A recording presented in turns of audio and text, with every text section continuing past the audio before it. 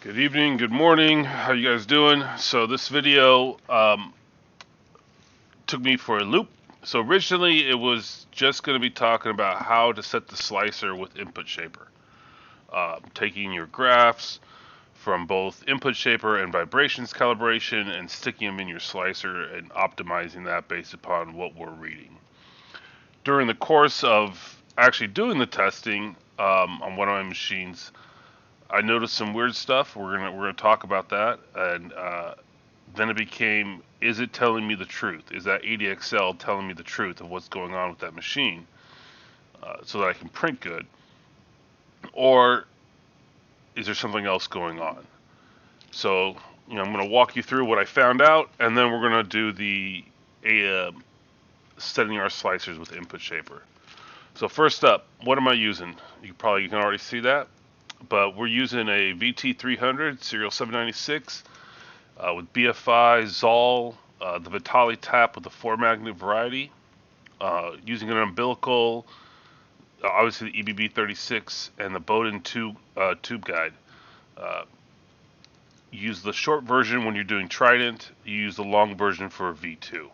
If you use a long version for a Trident of the Bowden tube guide, it doesn't give your Bowden tube enough room to move when it's zooming around the build plate, and it could cause issues.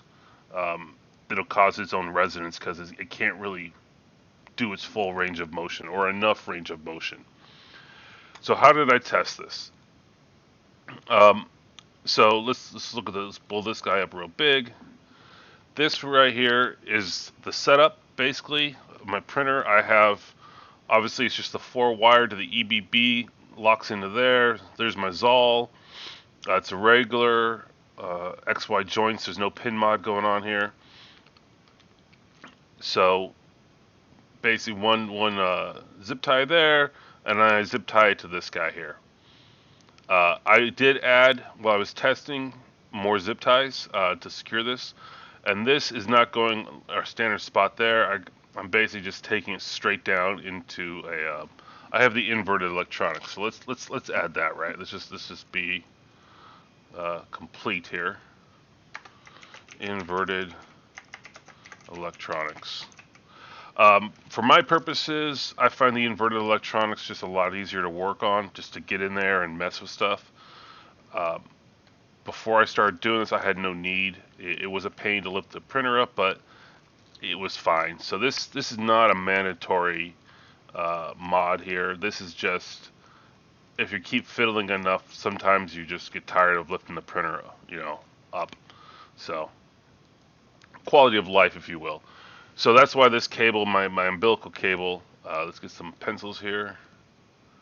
My umbilical cable just goes straight down, and then it falls into underneath here. You have the Bowden, or the cable chain, the Z cable chain goes in. It's just going in the same spot. It's just kind of going around and going in there. So that's the general setup. So let's shrink this picture back down. So what did I do? How did I test with a different probe? Can we get rid of that? Yeah, we can delete that. So what I did is since I've got the Zoll and the, oh good god, I forget which extruder this is. Let's see, can we push this back? Send it back. I'm sure you guys will tell me. I'm blanking here. It's that extruder. I think it's the Armchair Engineering one. I forget. But anyway, I'm using that.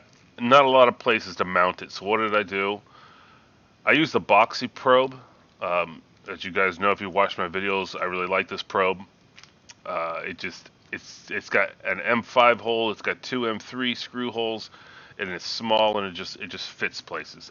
Provost 3D. I'll put the description of where to get it in the description.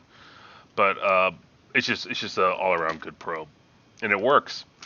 So I looked at the size of the probe, and I looked at my mounting holes.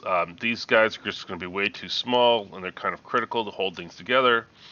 So I decided to take off the top screw of the extruder and stick it in there. And I just screwed it in, and it worked. So that's how I did it. That's how I'm measuring it with the probe. Obviously, the ADXL and the EBB36 is on the EBB36, so that's not a problem. Let's just get this. Can we get this back to where it was? Boom. And then this is just another picture showing from a top view of where it is. The USB cable just goes straight out the machine, straight out, and then tucks in. It's kind of not in the way. So why did I go through all this testing? Well, this is what I was getting with my EBB36. We'll just do this. BTT EBB36, and it's using an ADXL 345. I was getting, let's see if we can blow this guy up. I was getting this right here at 100 hertz, and no matter what I did, I couldn't get rid of it. I retensioned, I loosened the belts, I checked for racking, I was looking all over, couldn't get rid of it. Just couldn't do it. It was just, and then on my y-axis, x-axis looks clean, no problem with the x-axis. Then on the y-axis, I was getting this guy here. Where is it at? Getting this guy. Not a lot of Z going on. I'm thinking umbilical, right? I mean, if you guys watch enough of my videos, you're probably right there with me. Umbilical. Looks like umbilical. So that's why I started messing with the umbilical, right? That's why I added more zip ties. If we go back to this picture, you can see in this one. You can see in this one here. Right, I added this zip tie here. I've got another zip tie over here, which is just out of the frame. And so I was like, okay, zip ties. Let's go it. Let's do it. Didn't help. Didn't help. It left me with this. So I'm like, okay, is this even real at this point? All right, that's my thought. And is it even real? Because it's telling me I got resonance on everything, vibrations on everything, getting this funky jump here. So what did I do, right? You already know what I did. I tested it with the Boxxy probe. Boxxy probe came back. Boom. There's nothing here. Where did this go, right? It's not here. This gone. So what does this tell me, right? What can I learn from this? To me, what this is telling me is that it's the flexing of the ADXL, or I'm sorry, the EBB plastic part, right? It's its holder. It's flexing too much, because if you look, let's see if we can get this up here. If you look, it's held on.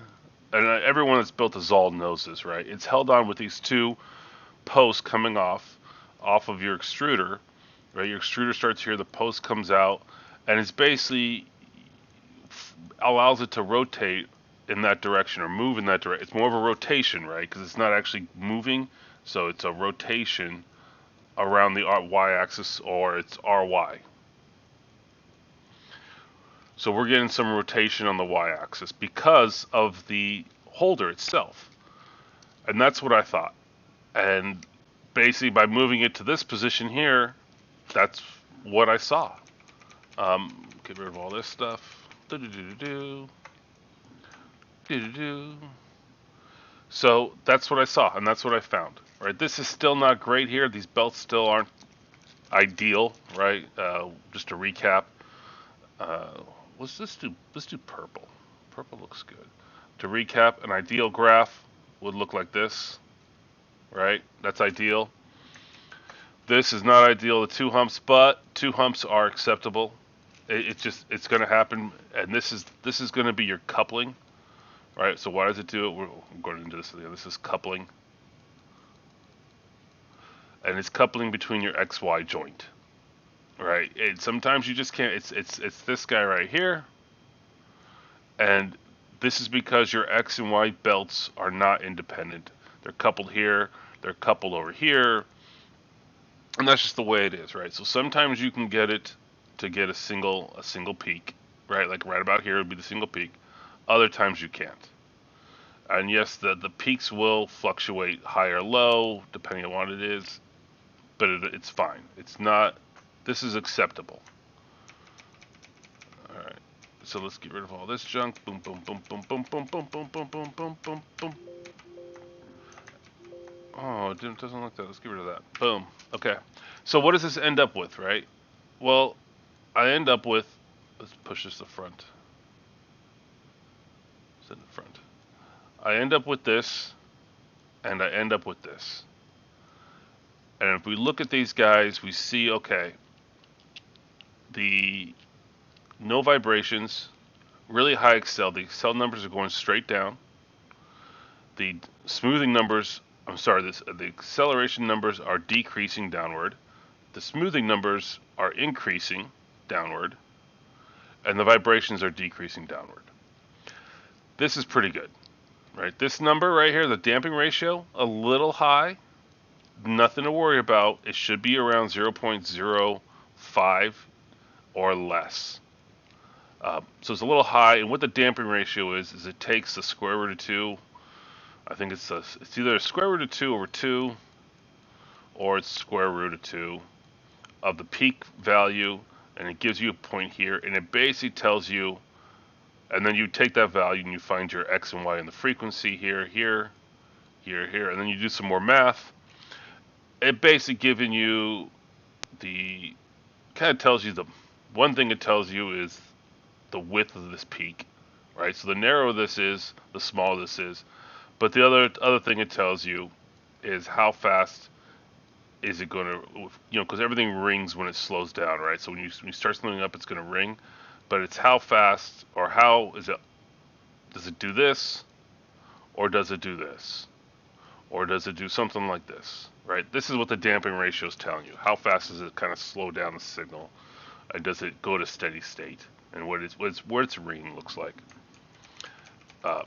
That's what it does. I use it as a proxy for how wide this peak is, right? So this dimension is what I'm using it for here. And if you get something like 0.1, so Clipper defaults to 0.1, you're going to get a wider. You're just going to get a wider signal, right? So the bigger your number, the bigger your damping ratio, the wider it is, and it's going to start saying you're going to have issues going on. You'll see issues as it gets bigger. And this is for Core XY. This is not for a bed slinger. Just got to clarify that so no one thinks that they can use this on a switch wire, ender wire, or any of those other bed slingers. This is Core XY. This is a damping ratio for Core XY. So the Y definitely cleaned up, right? That whole peak is gone. We gotta get our accels going down, right? Down, down, down. Looks good. Smoothing is going up as we go down, and vibrations are going down. Its damping ratio, a little high. I got some junk here. This is a little junky, right? But it's acceptable. It's acceptable, right? It's not. It's in the warning region, right? So peak 3, look out. This is probably going to all be either the placement of this is Z, so that right there is Z. It's all going to be either the placement of the ADXL, because if we go back here, it's not really secured, right? You look at this, it's got one bolt. This thing is going to rotate, right, this way a little bit, right? And the USB cable, you can't even read that. I can't even read that. So let's go back to green. All right, so it is going to rotate because of this one screw. It's going to rotate like this. And because of the cable, it's going to go this. So this is Y rotation, and this is RX rotation here. Y movement with RX rotation. It's not really going to rotate this way in Y. It's just not heavy enough, really, and there's not a lot of material above here. It may do a little, but it's going to bounce back and forth, and you're going to get, well, I'm going to rephrase that last statement. This cable itself, it's a pretty thick cable. It may give me Y rotation. The cable might, but the placement of this ADXL will not.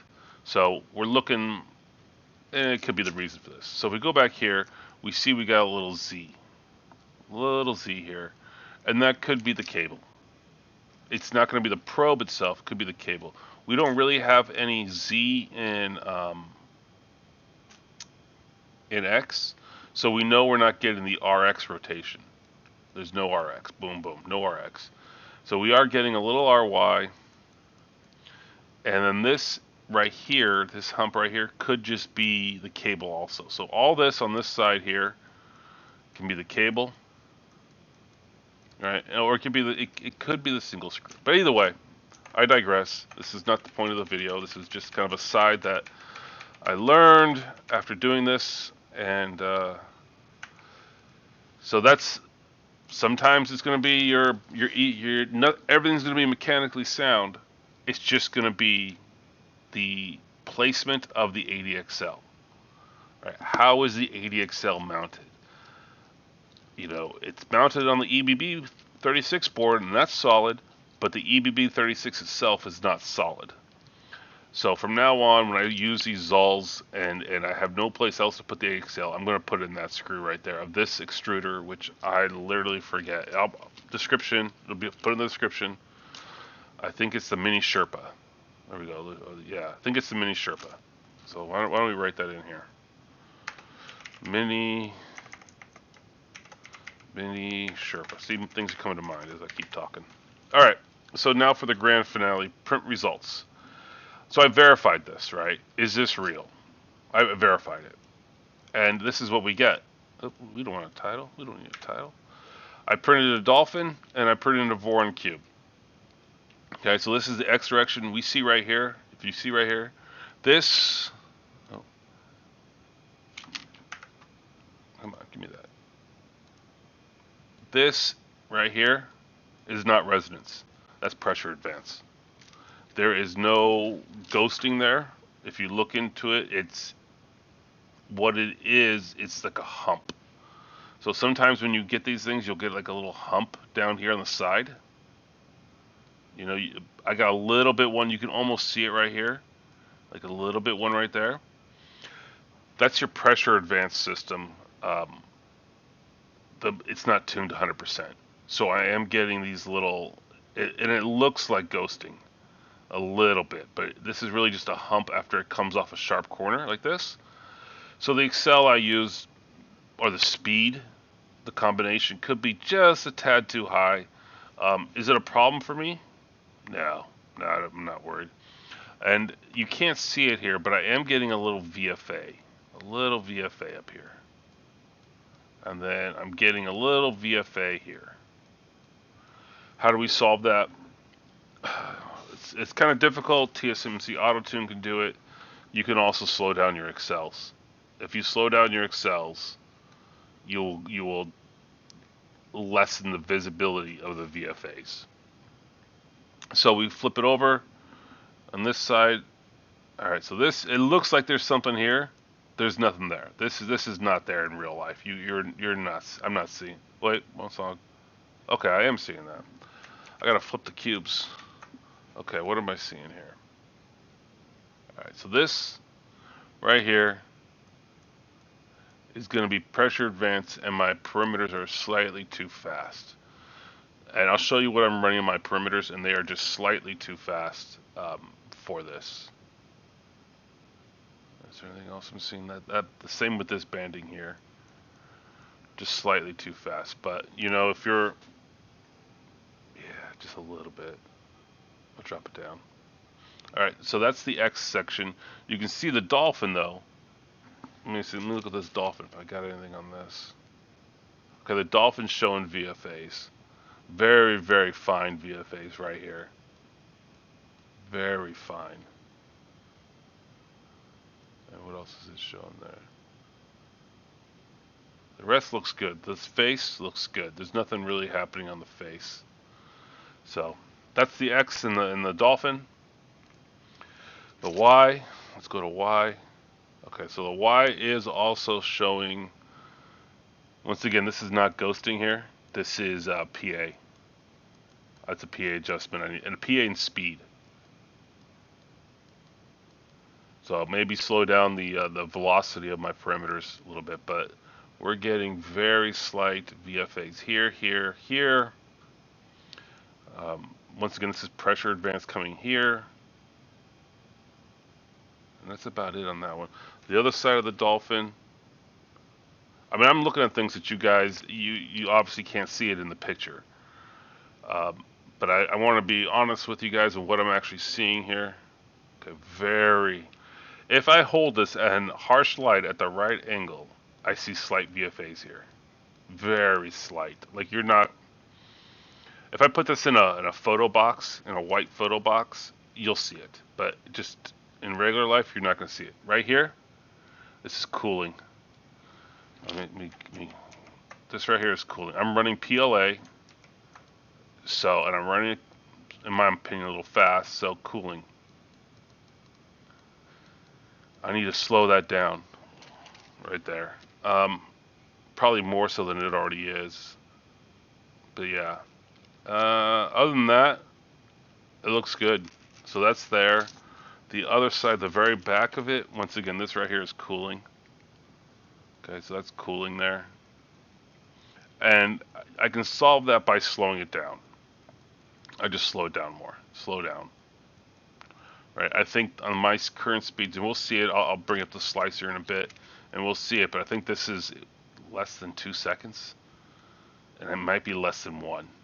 So that to do that time, the time to go zoom, zoom, zoom around a layer. Okay, what do we see? We see VFAs here.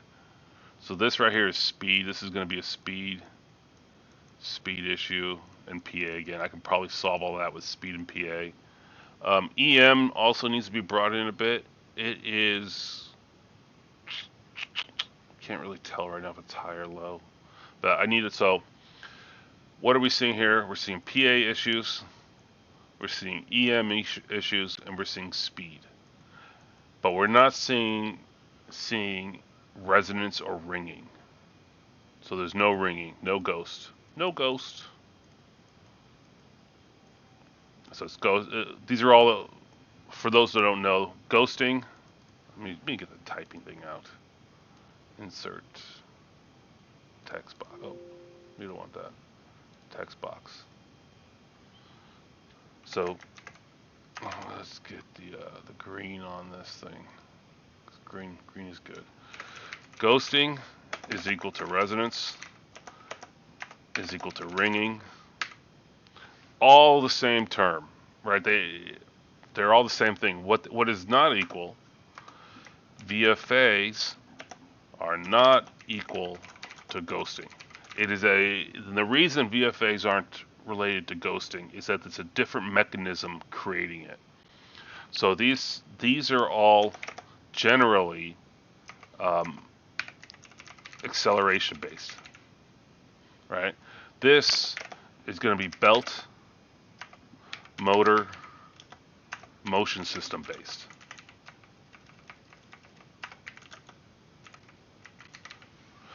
So VFAs are going to be vertical fine artifacts. There's the lines. Let's see if I can do this. I'm going to have a lot of things to erase here, but so let's see here. Escape. I don't need that. We're gonna put it right here. We'll explain this. So VFAs. Let's say we have a box like this, right? You're gonna get like this line like this, and they're gonna, they're just gonna look like this. Like everything else is nice and smooth. Your layers are nice and smooth, put on top, and then all of a sudden you get this line, and they're the lines. They can be different distances, right? Ellis Print Guide has a great example. I'll put a link on that too. They can be, if they're 2 millimeters apart, it's going to be related to your belts, because those are the teeth. The teeth on a GT2 belt are 2 millimeters apart. That's your belt teeth, and that's going to basically that's causing the issue. If they're less than that, it could be a whole host of stuff. He goes into a lot of troubleshooting on that. And so VFAs are not equal to ghosting, different mechanism. What else am I seeing on this side? Yeah, just VFAs. VFAs here. And that can be, for this, it can be solved by doing a PA adjustment, maybe increasing the PA a bit or decreasing it. I'm not sure yet. Or just slowing down the perimeter, slowing down I could also do accels, right? If I slow this thing down, the belt tension's not, whatever's going on with the belt's not going to matter. So it's an adjustment of these for what I've got, and they're not. They may be 2 millimeters, who knows? But that's what's causing that. So this was the vibration calibration, and now we're going to start talking about speeds. Let's. So this is my slicer. We'll see if you guys can see that. I don't know if you can. Hope so. So the first thing I do is I come back to here, and I say, okay, what is my lowest accel with the highest? What is my highest accel with the lowest vibration? We know it's not going to be X, right? Too much. We're never going to use this accel for our perimeters unless the slicer allows us to individually choose the accels for X and Y. So far, I don't think any of them do. It'd be a great thing if they did. PrusaSlicer, OrcaSlicer, looking at you guys, SuperSlicer. But currently they don't. So we're always going to be in the Y category. And we're going to look here and we're going to see it's 6,000. Okay, 6,000 is our max accel. I don't like to set it at a max accel. If you guys have heard me talk in the past, you know things move on you. The system will move. So I set it at 5,500. I set my externals, my external perimeters, internal perimeters, everything. I set it at 500. First layer I set at 2,000, bridging at 5,000, infill at 7,500. I could have jacked the infill up, but I chose not to. I know when I send my infills up too high, say I put it at 10K, I'm going to get breakage of the infill.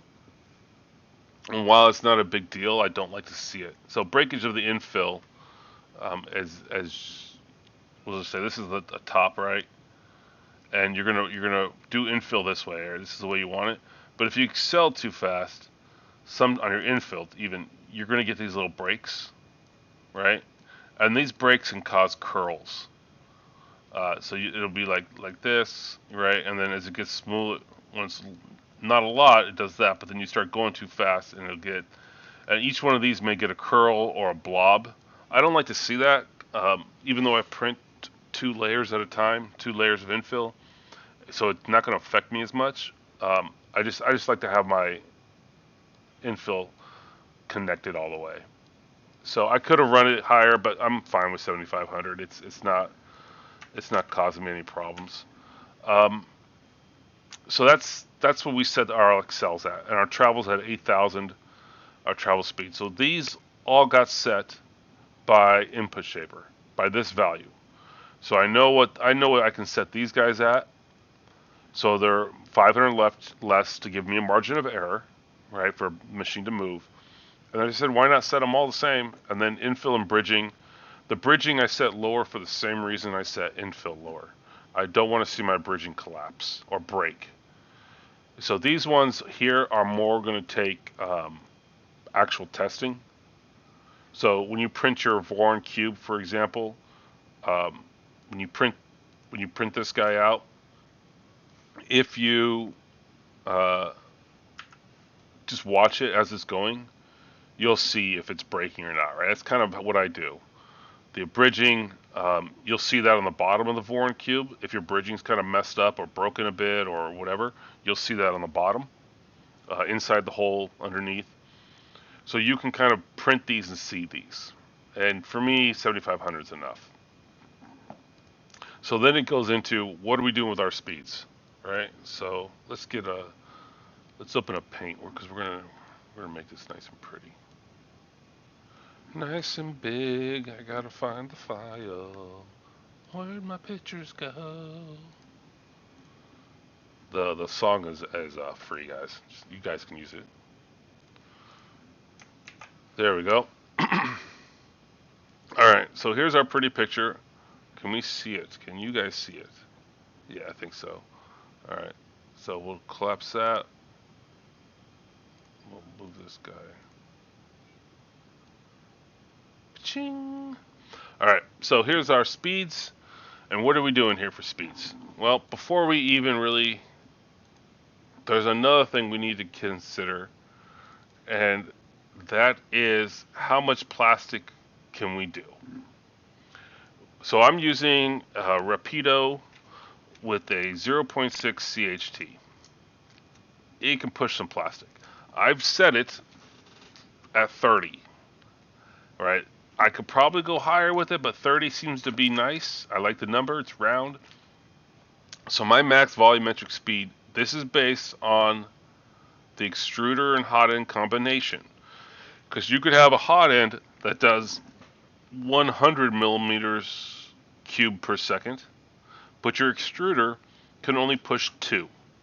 Right? So your max volumetric speed is going to be 2. It's going to be the result of both the extruder and hot end. The Sherpa Mini with the Rapido with the CHT, I'm comfortable at 30, and it's PLA. So the hotter I go with this stuff, the more cooling issues I'm going to have. I like it. Gives me a lot of headroom. I don't have to worry about hitting its limit. Really, I know I could push it further, but 30's nice. I get good prints that I'm happy with, and that's what matters. So what we need to do is we know we use this, or maybe not if it's your first time. So this is being used to show where's my pencil? There we go. I need my pencil. Let me have to do there we go. We'll just readjust things here because that's what I do. All right. We know we want to stay in the valleys, right? So these are my speed ranges.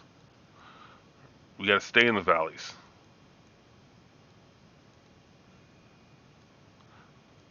Right there. But we have another consideration is we have flow. So I did a nice little Excel sheet here of flow. So this is 796 Obsidian. It's not that one, so we're just going to use this guy here. VTT orange. Okay, we'll use the orange guy. It's the same thing. So of our max flow, right? It's what are these calculations here? Line width. So your max speed, your max flow is basically the speed, the line width, and the layer height, right? So it's the flow is a cubic number. So your layer height is one axis, or one, it's a millimeter, right, in layer height. Line width is in millimeters. Double those become millimeters squared. And your speed is millimeters per second, so it's how far you're doing how far you're stretching these two numbers. So that is going to be your max flow is the result of the speed, layer width, and layer height. Generally, right? We're doing this real simple. But if I know what my max flow is, I can reverse that equation to say, okay, my max speed now is my max flow divided by my line width and layer height. So if I put my max flow in here, and I put all these values in here, and I put my speed in, I'm going to get, so these combine here, this, once again, this here, I know I'm being too obtuse here, but my volumetric flow is my speed, line width, layer height. Boom, there's my numbers. My max flow and my max speed, the maximum I could run this to get this same flow are these values here, calculated with max flow, layer width, line height. So my goal is to try to maximize my flow that I want with the maximum of the system. Personally, I recommend you only do this for infill, because to run my perimeters in PLA at 227 millimeters per second, I'm going to need a lot more cooling than what I have. I am not speed limited in what the hot end can do. I'm speed limited in what my cooling capability is. So this here, small perimeters, external perimeters, top solid infill, top solid infill, and these are all, like, if I screw up my solid infill, my top solid infill is going to get screwed up. So these are all related to prettiness, right? And if you do 3 or 4 top layers, your infill gets screwed up. Who cares? So I am never going to reach my max speed on my current system to get the max flow out because I don't have enough cooling. Something like CPAP may solve this.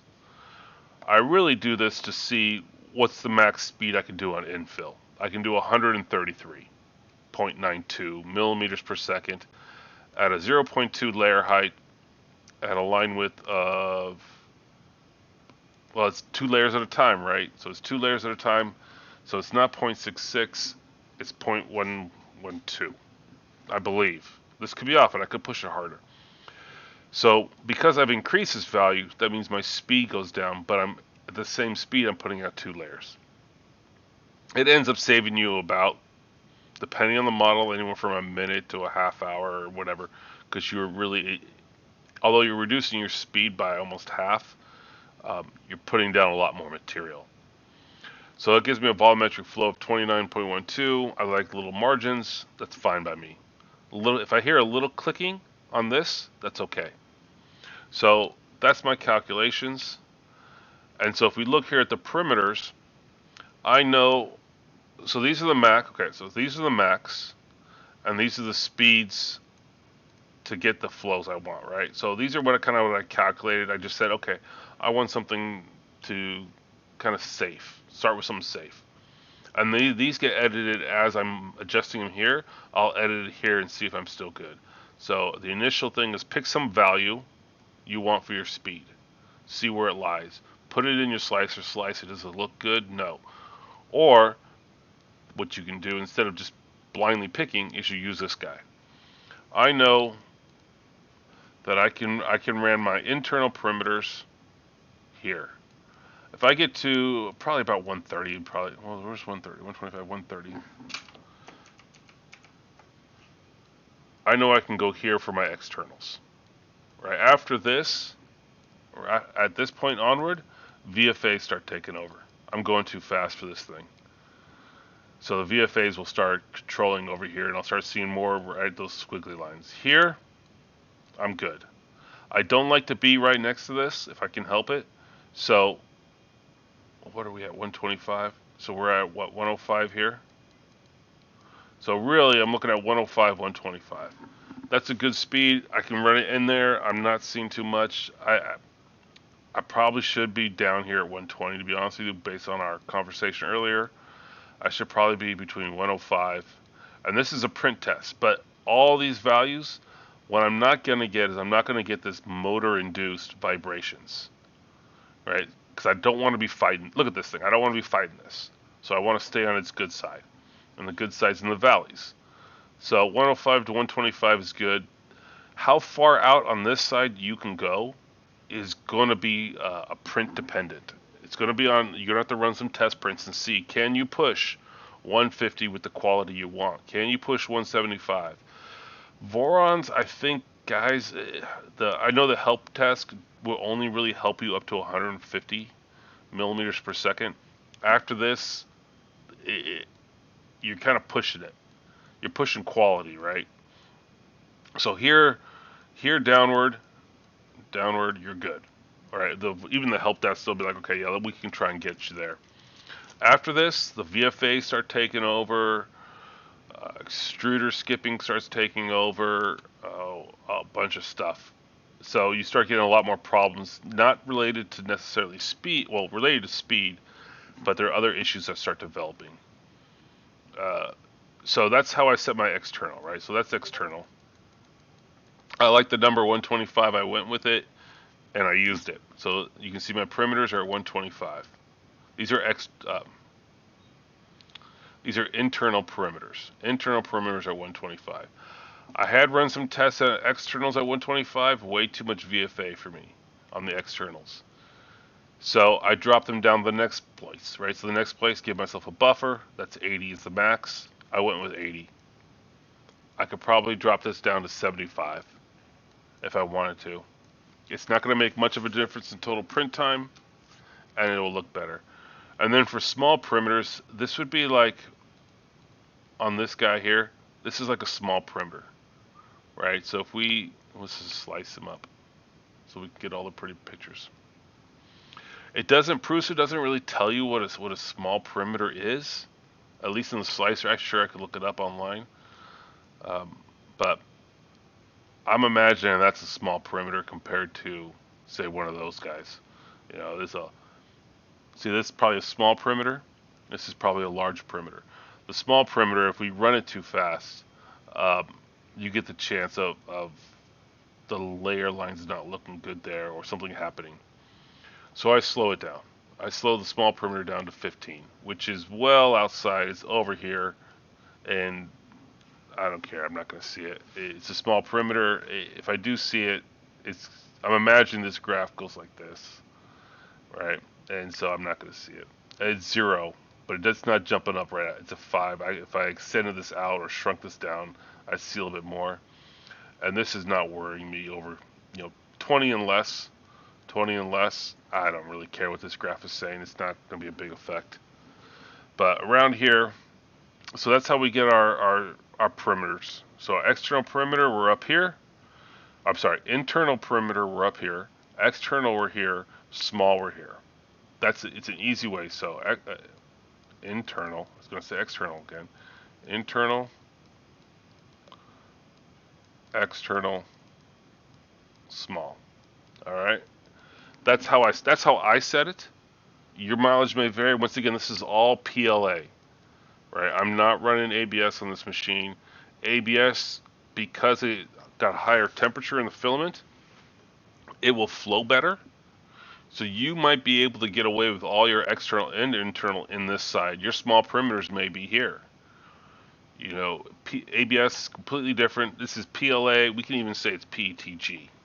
Right, PETG you might need to slow down because it's string so bad, but PLA is what I'm talking about. ABS, slightly different, but you can use this if you want in your ABS, right? So running it slower ain't gonna hurt it.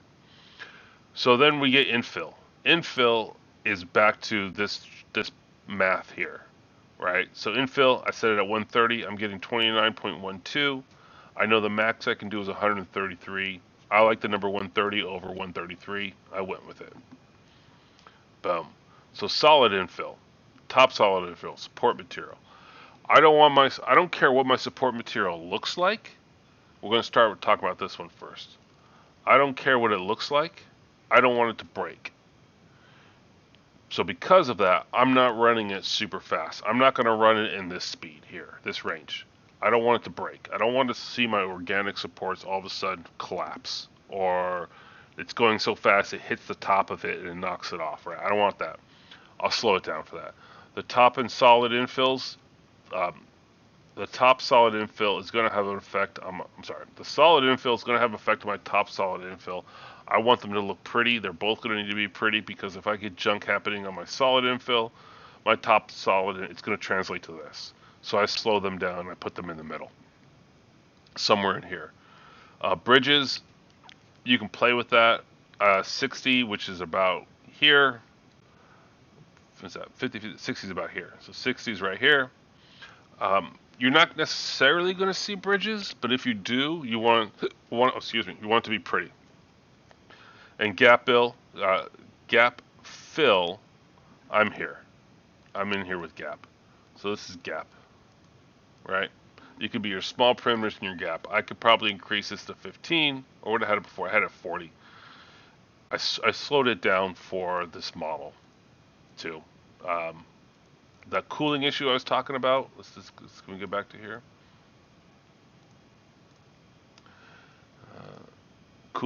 This cooling issue here, I am slowing this model down so that I can get better cooling. Do we have to slice it? We have to slice it again. We're going to go with speed. Yeah, see, that's not enough. It's 15, but it needs to get, this is what, 26? 26. But if I slow this down, put this back at 15 for small perimeters, now it's 15. So that's going to slow this whole thing down, which is what I want. I don't want these necessarily, but this fin I need to slow down. So that's basically how we do it. Now, we have this thing called dynamic overhang speeds, which I'm obviously using on this model. How do I set these? This is trial and error, and it could potentially be per model base. But what it's saying is if you got a 75% overlap, so if you're 100% overlap, which means you got one layer line on top of the, well, let's see, can we do this? You got one layer line and the other one is exactly on top. That's 100%.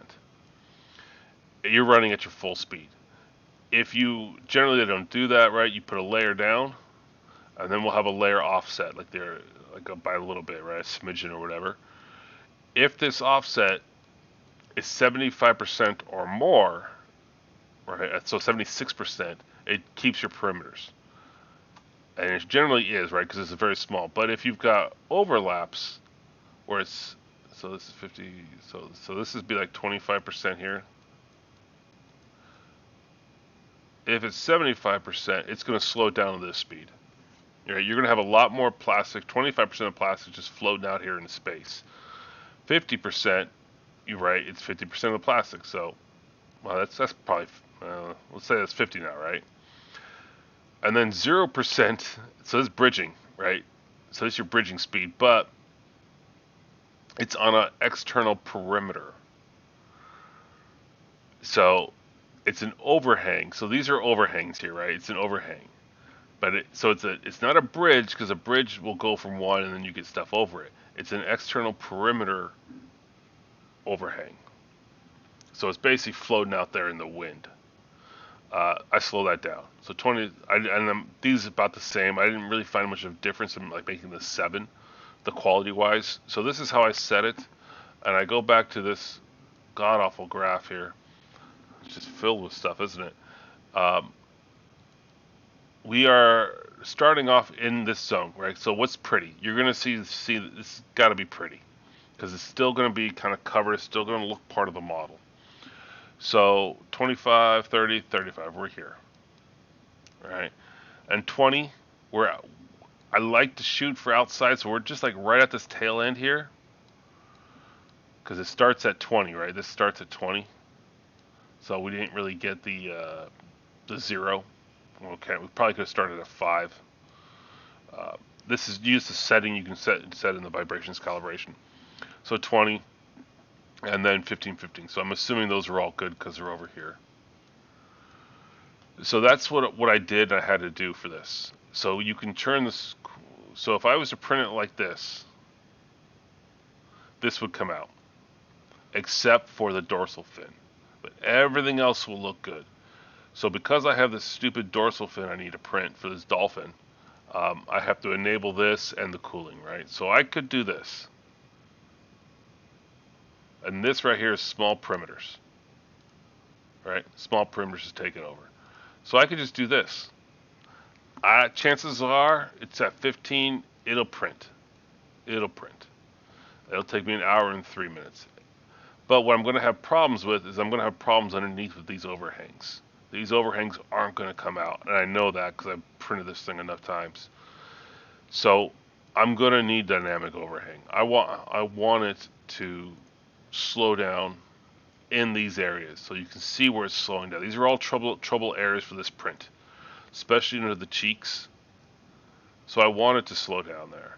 I don't necessarily want this, right? I could put a box. You're right. I could put a box.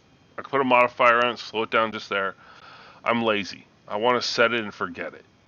I want to set this once to get a good model on trouble models like this, overhangs and other stuff. And then I just want to use that. I just want to use that setting for everything. I don't like to constantly come in here and tinker because inevitably I screw something up. Right? Even this, right? I'm going to put it back to where it was. But I will screw something up in this. And I'll lose this file or whatever. I like it once, set it and forget it. So that's basically it. I put them in here. My settings in here. That's how you kind of take these graphs, all these graphs, and put them into your slicer. The accelerations you get here, this is going to be a max. That's a max external perimeter acceleration.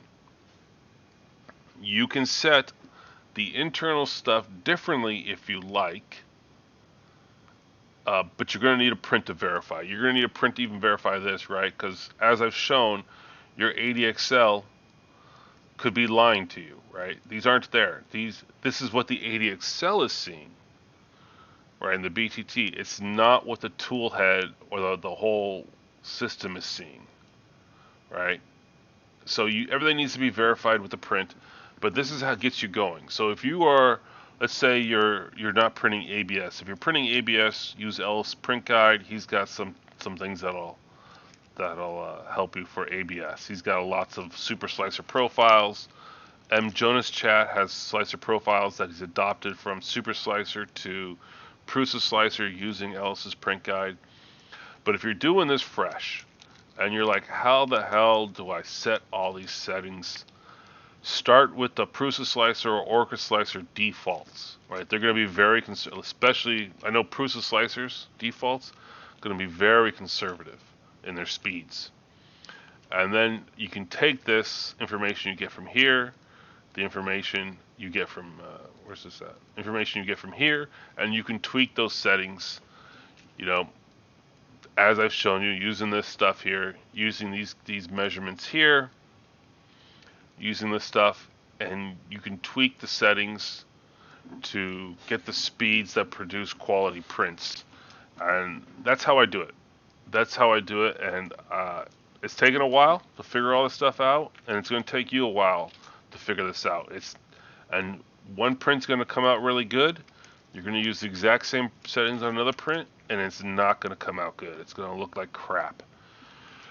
But you can go back to the drawing board here and print models like this, like the Dolphin. I think this is a free model. I do Toys for Tots, so they give us these models.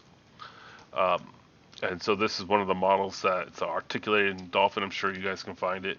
But it's a little troublesome, right? It's got trouble spots. So it's a good model to, because it has different trouble spots, it's a good model to run it through your slicer settings and see if you're doing any good, if there's room for improvement.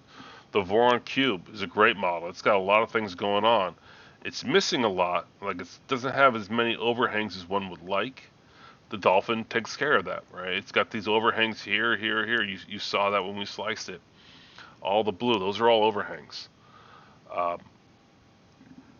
But it has other features that this model doesn't have, right? It's got straight 90-degree angles. So that's what I would do, and that's how I do it. It may not be the best way to set these slicer settings. It may not be the best way to do any of this, but this is what I do, and I found that it works for me. And hopefully this can help you to kind of get your head around how does Input Shaper and Frix X, Shake Tune, resonance testing all relate to what we actually want to do. And this is the relationship, and this is how I use it. Anyway, have a good day, good night, and I will talk to you guys later.